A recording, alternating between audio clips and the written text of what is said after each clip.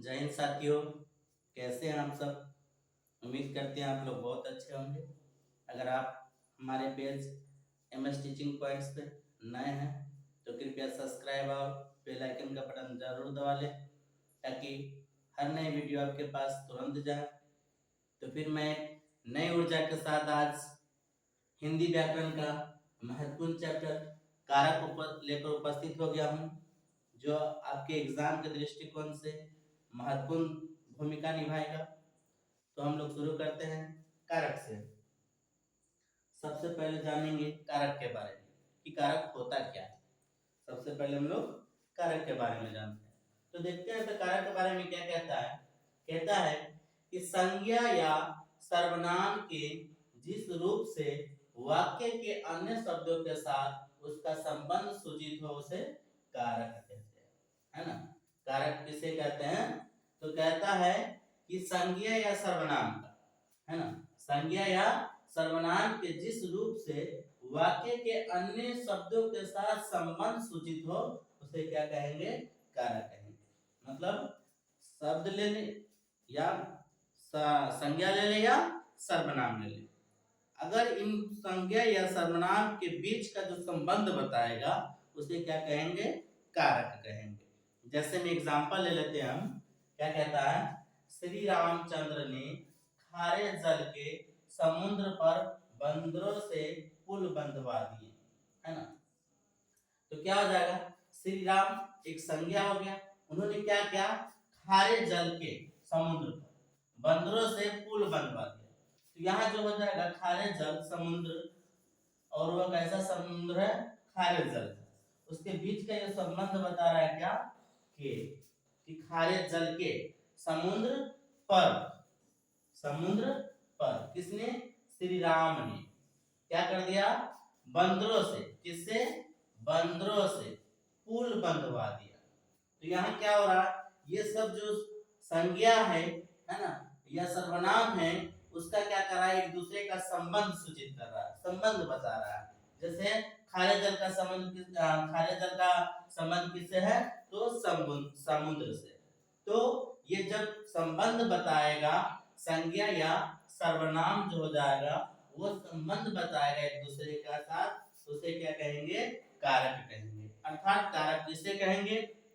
कि वह सब जो संज्ञा या सर्वनाम के साथ संबंध सूचित करे उसे क्या कहेंगे? कारक कहेंगे, है ना। कारक का एग्जांपल क्या ले लेंगे कि श्री रामचंद्र ने खारे जल के समुद्र पर बंदरों से पुल बंधवा दिया। नहीं, इसी तरीके से हम देखेंगे कि कारक के कितने भेद होते हैं। तो कारक जो भेद होते हैं, हिंदी में कारक के 8 कारक। हिंदी में कितने हैं कारक? 8 कारक है ना। हिंदी में कारक कितने प्रकार के होते हैं? तो हिंदी में कारक 8 प्रकार के होते हैं। कौन कौन? कर्ता, कर्म, करण, संप्रदान, अपादान, संबंध, अधिकरण और संबोधन। ये सब क्या है? कारक का भेद है। जो सबसे इंपॉर्टेंट है कि कारक के लिए हमें क्या चाहिए? तो कारक के लिए इसकी विभक्ति सबसे इंपॉर्टेंट है ना। कारक के लिए सबसे इंपॉर्टेंट क्या है? इसकी विभक्ति। इसकी विभक्ति को अगर हम लोग सही से देख लेते हैं तो कारक को हम लोग 2 मिनट के अंदर में समझ जाएंगे कि कौन सी कारक है। समझना, इसको पहचानना एकदम आसान हो जाएगा। लेकिन सबसे पहले हम जानेंगे कारक की विभक्ति। तो क्या कहता है? कारक की विभक्ति क्या है? कर्ता की विभक्ति क्या हो जाएगा? ने और शून्य। कर्ता की विभक्ति क्या हो जाएगा? ने और शून्य। करण की विभक्ति क्या हो जाएगा? को और शून्य। करण की विभक्ति से यहां हो जाएगा क्या रहेगा? लगाव रहेगा तब, से लगाव रहेगा तब यूज करेंगे, क्योंकि एक और से है। तो यहाँ अपादान है, तो यहाँ भी से है और यहाँ भी से है। तो बच्चे कंफ्यूज हो जाते हैं कि ये करण का विभक्ति हो जाएगा या अपादान का। तो यहाँ याद रखेंगे कि अगर लगाव रहेगा तो उसकी विभक्ति से होगा। अगर अलग रहेगा, अलगाव रह सकता है, अगर अलगाव होगा तो वह क्या हो जाएगा? उसकी विभक्तियां हो जाएगी अपादान की से। ये 2 चीजें बातें हमें याद रखनी है। उसके बाद संप्रदान की विभक्ति क्या हो जाएगा? को के लिए, अपादान की से, संबंध का के की, अधिकरण का, में पर, संबोधन का, हे अजी अहो, है ना। इस तरीके से हम क्या देखेंगे, कारक की विभक्तियां देखेंगे। तो सबसे इंपॉर्टेंट है कि आप कारक की विभक्तियां याद कर लीजिए, है ना। बस ये कारक की विभक्तियां अगर याद हो जाती है तो ये चैप्टर आपके लिए आसान हो जाएगा। कहीं से भी एग्जांपल अगर पूछ दे तो बस ये कारक का विभक्ति हमें याद होगा तो ये हो जाएगा। क्या हम करेंगे, कर्तानि, कर्म को, करण से, संप्रदान को के लिए, आपादान से, संबंध का के की, अधिकरण में पर, संबोधन हे अजी अहो। बस यही तरीका से हम लोग गाना की तरह जो होता है, जैसे हम लोग ये लय में याद करते हैं, इसी तरीके से हम याद कर लेंगे कारक को। क्या हो जाएगा कारक की विभक्ति, कर्ता ने, कर्म को, कारण से, संप्रदान को के लिए, आपादान से, संबंध का के की, अधिकरण में पर, संबोधन हे अजी अब। बस इतना ही याद रखना। फिर से मतलब आप लोग मेरे साथ रिपीट करेंगे। क्या करेंगे, कर्ता ने, कर्म को, कारण से, संप्रदान को के लिए, आदान से, संबंध का के की, अधिकरण में पर, संबोधन है जी अहो इत्यादि। तो बस यही विभक्ति को अगर हम याद कर लेते हैं तो ये विभक्ति से पूरा चीज हमें, पूरा ये चैप्टर मेरा कंप्रोमाइज हो जाएगा, है ना। फिर से एक मतलब हम लोग विभक्ति को याद कर लेंगे। क्या हो जाएगा, कर्ता ने, कर्म को, कारण से, आपादान, क्या हो जाएगा, संप्रदान को के लिए, आपादान से, संबंध का के की, अधिकरण में पर, और संबोधन हे अजी अरे। बस इसी को याद कर लेंगे तो क्या हो जाएगा, मेरा कारक हो जाएगा। जैसे में हम एग्जांपल ले लेते हैं कि कर्ता ने, तो क्या हो जाएगा, राम ने। कर्म को, तो कर्म को क्या हो जाएगा, रावण को। से, बाण से, तो बाण से क्या है, अगर हम बाण से तीर मारते हैं तो क्या हो जाएगा कि मेरा ये लगाव रहेगा।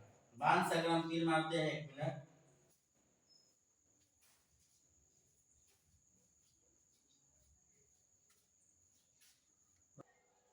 तो इस तरीके से हमने देख लिया कि कर्ता कितने प्रकार के होते हैं, सॉरी कारक कितने, कारक के कितने भेद होते हैं, तो कारक के हिंदी में 8 भेद होते हैं।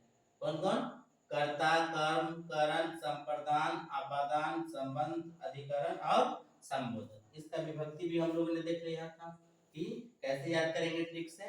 कर्ता ने, कर्म को, करण से, संप्रदान को के लिए, आपादान से, संबंध का के की, अधिकरण में पर, और संबोधन हे अजी अरे इत्यादि। इस तरीके से अगर हम देखते हैं तो कारक का मेरा याद हो जाएगा।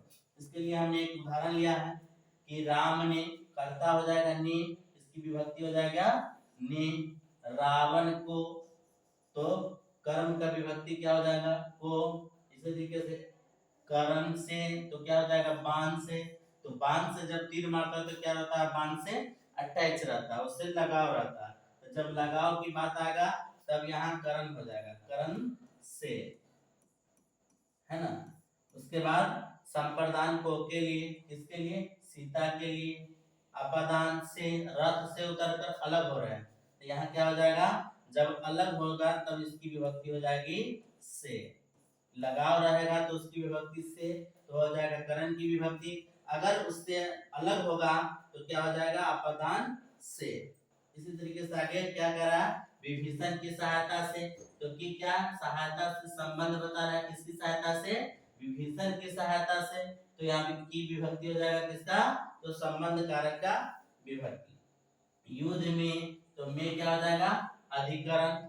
रावण बोला हे राम, तो हे राम क्या हो जाएगा, संबोधन। तो इस तरीके से क्या हो जाएगा, कारक का उदाहरण। हमने पूरा का उदाहरण विभक्ति चिन्ह के साथ ले लिया है। राम ने रावण को बाण से, सीता के लिए, सीता के लिए, रथ से, विभीषण की सहायता से, युद्ध में रावण को युद्ध में मारा, रावण बोला हे राम। इसकी क्या हो जाएगी, विभक्ति का उदाहरण, है ना। इस तरीके से हम क्या कर लेंगे, देख लिए हैं कि विभक्ति का, कारक का विभक्ति क्या हो जाएगा। तो कारक की विभक्ति सबसे इंपॉर्टेंट है। अगर कारक की विभक्ति आपको याद हो गया तो कहीं भी कैसे भी एग्जाम्पल अगर कारक का हो जाता है तो आपको क्या हो जाएगा, 1 मिनट में पहचान जाएगा उसको, 1 सेकेंड में भी पहचान सकते हैं आप, है ना। तो कारक की विभक्ति एक मतलब फिर से आप लोग मेरे साथ रिपीट कर लेंगे। कारक की विभक्ति क्या हो जाएगा, कर्ता ने कर्म को कारण से संप्रदान को के लिए अपादान से संबंध काके की अधिकरण में पर और संबोधन हे अजी अब। चलिए उसके बाद हम देखते हैं आगे कारक क्या होता है। कारक जिसे करते हैं, कारक का एक दो और एग्जांपल ले लेते हैं कर्ता का। तो सबसे पहले हम लोग जान लेते हैं कर्ता के बारे में। कर्ता किसे कहते हैं, कर्ता वाक्य में जो पद काम करने वाले के अर्थ में आता है उसे कर्ता कारक कहते हैं। कर्ता कारक किसे कहते हैं कि वाक्य में जो पद काम करने वाले के अर्थ में आएगा, अर्थात जो व्यक्ति काम करने के अर्थ में आएगा, जो काम करेगा उसे क्या कहेंगे, कर्ता कहेंगे, है ना। इसकी विभक्ति क्या होती है, ने और शून्य। पीछे हम लोगों ने देखा है कि कर्ता की विभक्ति क्या होती है, तो ने और शून्य। इसकी विभक्ति बहुत इंपॉर्टेंट है आपके एग्जाम में, खासकर बिहार बोर्ड के एग्जाम जो होता है 10th और 12th लेवल का, उसमें अधिकतर पूछा जाता है कि कर्ता की विभक्ति क्या होगी। तो कर्ता की विभक्ति क्या हो जाएगी, ने और शून्य। कहीं कहीं क्या होता है, इसकी विभक्ति लुप्त भी हो जाती है, नहीं भी रहती है। जैसे हमने एक लिया है एग्जांपल कि राम रोटी खाता, राम रोटी खाता, यहाँ विभक्ति इसकी है लेकिन लुप्त हो गई हुई है। जैसे दूसरा में है कैसे, राम ने रोटी खाई, राम ने रोटी खाई, तो यहाँ विभक्ति इसकी ने लगा हुआ है लेकिन यहाँ विभक्ति इसकी नहीं है। तो कर्ता की विभक्ति ने जो होता है वो कहीं कहीं लुप्त भी हो जाता है, कहीं कहीं नहीं भी रहता है। तो राम ने रोटी खाता है, ऐसा अच्छा नहीं लगेगा, तो हम लोग सीधे कहते हैं राम रोटी खाता। लेकिन इसी को अगर पास्ट में हम लोग ले लेंगे, क्या करते हैं भूतकाल में, तो राम ने रोटी खाई, राम ने रोटी खाई, तो ये क्या हो जाएगा, ने। ये कौन सा कारक हो जाएगा, ये हो जाएगा कर्ता कारक, क्योंकि यहाँ क्या है, ने। ठीक है, तो इस तरीके से हो जाएगा क्या, कर्ता। आगे देखेंगे कर्ता के बाद कर्म कारक किसे कहते हैं। तो कहता है कि जिस पर क्रिया का फल पड़ता है उसे कर्म कारक कहते हैं, जिस पर क्रिया का फल पड़ता है उसे क्या कहते हैं, कर्म कारक कहते हैं। इसकी विभक्ति क्या हो जाएगा, को और शून्य हो जाएगा। कर्ता की विभक्ति क्या होती है, को और शून्य। जैसे राम पुस्तक पढ़ता है, राम किसको पढ़ता है, तो राम पुस्तक को पढ़ता है। तो यहाँ पे जो है सिर्फ पुस्तक है, क्या इसकी विभक्ति शून्य हो गई हुई है, लेकिन यहाँ क्या है, किसको पढ़ा, तो राम ने पुस्तक को पढ़ा, यहाँ इसकी को विभक्ति है और यहाँ इसकी को विभक्ति क्या है, लुप्त हो चुकी है। ये क्या हो जाएगा, कर्म कारक। कर्म कारक क्या होता है कि जिस पर क्रिया का फल पड़ता है उसे कर्म कारक कहते हैं। जैसे राम ने पुस्तक को पढ़ा, या क्या है, राम ने रावण को मारा, राम ने रावण को मारा। यहाँ को क्या है, को जो आ जाएगा तो हो जाएगा कौन सा, तो कर्म कारक, है ना। उसके बाद देखते हैं आगे, आगे करता है करण। करण कारक क्या होता है, तो करण कारक क्या होगा, जिससे काम हो उसे क्या करते हैं, करण कारक करते हैं। जिससे काम हो उसे क्या कहेंगे, करण कारक कहेंगे। और इसकी विभक्ति क्या होती है, तो इसकी विभक्ति से होती है। करण कारक की विभक्ति क्या होती है, तो करण कारक की विभक्ति से होती है। जैसे श्याम कलम से लिखता है, श्याम कलम से लिखता है, तो किससे काम हो रही है, तो काम हो रही है कलम से, है ना। लेकिन ये क्या है, जुड़ाव भी है, लगाव भी है, तो जहां लगाव रहेगी वही हो जाएगा क्या, करण का कार्य, करण का विभक्ति से, है ना। तो यहाँ क्या कर रहा है, श्याम कलम से लिखता है ना। तो यहाँ से क्या हो जाएगा, करण कारक की विभक्ति। रवीना चाकू से सब्जी काटती है, तो यह क्या हो जाएगा कि चाकू से लगाव है, तो जहां लगाव की बात आएगी वहां क्या हो जाएगा, करण कारक, है ना, से का। जैसे से अब क्या किससे कर रही है, सब्जी काट रही है, तो वह चाकू से काट रही है। तो जिससे काम हो, जिससे काम हो उसे क्या कहेंगे, तो उसे कहेंगे करण कारक। करण कारक किसे कहेंगे, कहता है कि जिससे काम हो उसे क्या कहेंगे, करण कारक कहेंगे। इसकी विभक्ति से हो जाएगा। जैसे श्याम कलम से लिखता है, श्याम कलम से लिखता है, तो हम लोग क्या करते हैं, कलम की सहायता। श्याम क्या कर रहा है, तो श्याम कलम की सहायता से लिख रहा है। तो जब किसी चीज की सहायता से या किसी चीज से अगर काम करेंगे तो उसे क्या कहेंगे, करण कारक। चलिए आगे देखते हैं, आगे है क्या, संप्रदान कारक। संप्रदान कारक किसे कहते हैं, तो कहता है कि जिसके लिए काम किया जाए उसे संप्रदान कारक कहते हैं। जिसके लिए, जिसके लिए कोई काम किया जाए उसे क्या कहेंगे, करण संप्रदान कारक कहेंगे। इसकी विभक्ति क्या होता है, को और के लिए। संप्रदान को के लिए, है ना, संप्रदान क्या हो जाएगा, को के लिए, है ना, तो इसकी विभक्ति हो जाएगा को के लिए। जैसे हम लोग एग्जांपल देख लेंगे, गरीब को धन दीजिए, गरीब को धन दीजिए, तो यहाँ हम किसके लिए काम कर रहे हैं, तो गरीब के लिए काम कर रहे हैं, तो गरीब को क्या हो जाएगा, संप्रदान कारक हो जाएगा। जिसके लिए काम करेंगे, है ना, जिसके लिए काम करेंगे उसे क्या कहेंगे, तो उसे कहेंगे संप्रदान कारक। जिसके लिए काम करेंगे उसको क्या कहेंगे, संप्रदान कारक। जैसे शिष्य ने अपने गुरु के लिए सब कुछ किया, तो शिष्य ने किसके लिए किया, तो गुरु के लिए किया। तो जब किसी के लिए काम किया जाएगा तो उसे क्या कहेंगे, संप्रदान कारक कहेंगे। जब किसी के लिए काम किया जाएगा तब उसे क्या कहेंगे, संप्रदान कारक कहेंगे। चलिए आगे देखते हैं, आगे क्या कहता है, आपादान कारक क्या होता है। आपादान मतलब अलगाव, है ना, आपादान मतलब अलगाव। आपादान कारक क्या होगा, जिससे किसी वस्तु को अलग किया जाए, जिससे किसी वस्तु को अलग किया जाए उसे क्या कहेंगे, आपादान कारक कहेंगे। जब कोई वस्तु किसी से अलग हो जाएगा तो उसे क्या कहेंगे, आपादान कारक कहेंगे। जैसे पेड़ से पत्ते गिर गए, पेड़ से पत्ते गिर गए, तो पेड़ से पत्ते क्या हो रहे हैं, अलग हो रहे हैं, पेड़ से पत्ते क्या हो रहे हैं, अलग हो रहे हैं। तो जब पेड़ से पत्ते अलग हो जाएंगे तो वहां क्या हो जाएगा, संप्रदान कारक हो जाएगा। जैसे वह अपने क्लास से बाहर गया, तो क्लास से क्या हो रहा है, अलग हो रहा है, तो जब क्लास से अलग होगा वो बाहर चला जाएगा, अलगाव हो जाएगा, तो उसे क्या कहेंगे, आपादान कारक कहेंगे। या पेड़ से पत्ता गिरा, इसे क्या कहेंगे, आपादान कारक कहेंगे। लेकिन एक था करण से, है ना, क्या, करण से, तो करण के लिए भी से था, तो करण के लिए से तो था, लेकिन वहां क्या कहा था कि करण का परिभाषा हम लोगों ने, करण कारक का परिभाषा क्या देखा था, कि जिससे काम किया जाए, है ना, जिससे काम किया जाए उसे क्या कहेंगे, करण कारक कहेंगे। इसकी विभक्ति से होता है, लेकिन यहाँ संप्रदान है, इसकी भी विभक्ति से होता है, लेकिन इसका परिभाषा क्या हो जाएगा, कि जिसके लिए काम किया जाए, है ना, जिसके सॉरी जिससे किसी वस्तु को अलग किया जाए, जिससे कि कोई वस्तु अलग हो, जिससे कोई वस्तु अलग हो, तो उसे क्या कहेंगे, आपादान कारक कहेंगे, और इसकी विभक्ति क्या हो जाएगी, से। ठीक है, आगे देखते हैं। आगे कहता है कि संबंध कारक किसे कहते हैं।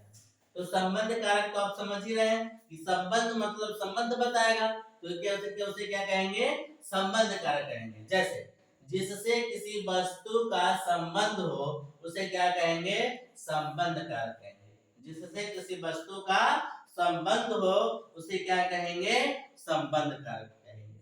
जैसे रहीम का मकान छोटा है, किसकी मकान छोटा है, तो रहीम का, तो मकान का संबंध किससे बता रहा है, तो रहीम से बता रहा है। वह मेरे साथ था, वह मेरे साथ था, तो वह किसके साथ था, तो वह मेरे साथ था, तो वह का संबंध किससे बता रहा है, मैं से, और यहाँ मकान का संबंध किससे हो जाएगा, रहीम से।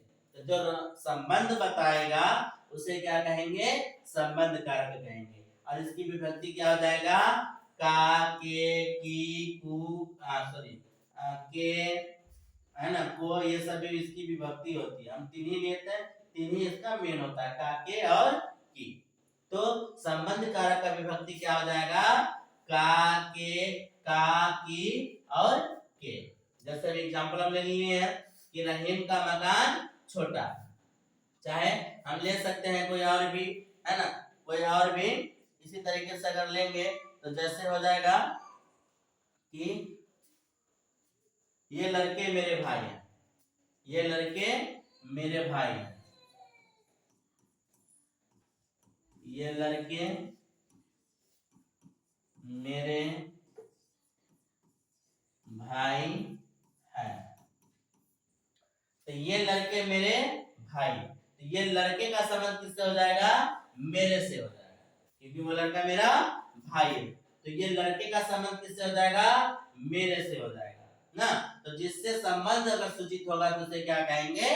संबंध कारक कहेंगे, है ना। इसकी विभक्ति क्या हो जाएगा?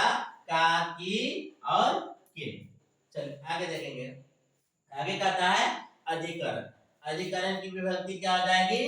अधिकरण की विभक्ति हम लोगों ने देखा है कि में और पर होता है। अधिकरण की विभक्ति क्या हो जाएगी? में और पर। तो क्या कहता है? आधार बताने वाले को अधिकरण कारक कहते हैं। आधार बताने वाले को क्या कहते हैं? अधिकरण कारक कहते हैं। जैसे लड़की घोड़े पर बैठी है, तो लड़की किस पर बैठी हुई है? तो घोड़े पर बैठी हुई है। यहाँ घोड़े क्या हो जाएगा? घोड़े पर वो हो जाएगा अधिकरण, क्योंकि ये आधार बता रहा है वह किस पे बैठी हुई है? तो घोड़े पर बैठी हुई है। या घड़े में पानी भर दो, ये आधार बता रहा है कि पानी कहाँ भर दे? तो घड़े में भर दे। पानी कहाँ भरना है? तो घड़े में भरना है। तो जहां आधार बताएगा किसी चीज का उसे क्या कहेंगे? अधिकरण कारक कहेंगे। अब इसकी विभक्ति क्या हो जाएगा? में और पर। अधिकरण कारक का विभक्ति क्या हो जाएगा? में और पर। आगे देखेंगे लास्ट, संबोधन कारक क्या होता है? संबोधन कारक क्या होता है? तो संबोधन होता है कि जिसे किसी को पुकारा या संबोधित किया जाए उसे क्या कहेंगे? संबोधन कारक कहेंगे। सॉरी, अधिकरण यहाँ लिखा गया है, उसे क्या कहेंगे? संबोधन कारक कहेंगे, है ना। संबोधन कारक किसे कहेंगे? तो संबोधन कारक कहता है कि जिससे किसी को पुकारा या संबोधित किया जाता है उसे क्या कहेंगे? उसे संबोधन कारक कहेंगे। जैसे अरे भाई जल्दी आओ, तो इसे क्या कर रहे हैं? किसी को पुकार रहे हैं, है ना। किसी को पुकार रहे हैं, तो किसी को पुकारेंगे तो क्या हो जाएगा? संबोधन कारक। या अजी सुनती हो, अजी सुनती हो, किसी को हम पुकार रहे हैं तो क्या हो जाएगा? ये संबोधन कारक, है ना। जैसे हे राम, हे राम, क्या कर रहे हैं हम लोग? संबोधित कर रहे हैं, हे राम, ये क्या हो जाएगा? संबोधन कारक हो जाएगा, है ना।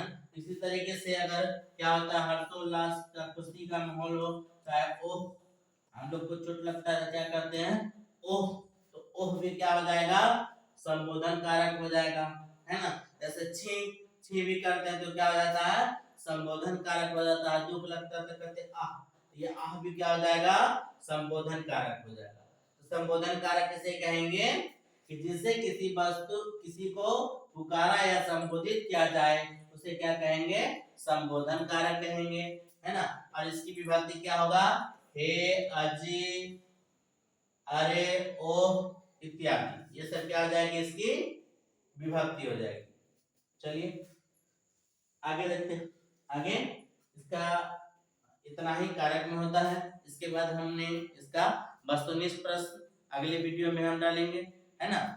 अगर आप मेरे अगले वीडियो के लिए देखना चाहते हैं तो मेरे channel MS teaching point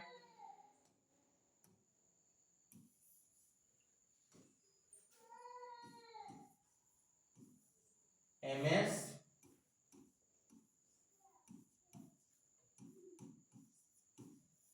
teaching points, MS teaching points channel को सब्सक्राइब कर लेंगे और बेल आइकन जरूर दबा लेंगे ताकि वस्तुनिष्ठ प्रश्न हम डालेंगे तो आपके पास तुरंत चला जाएगा। जय हिंद, जय भारत।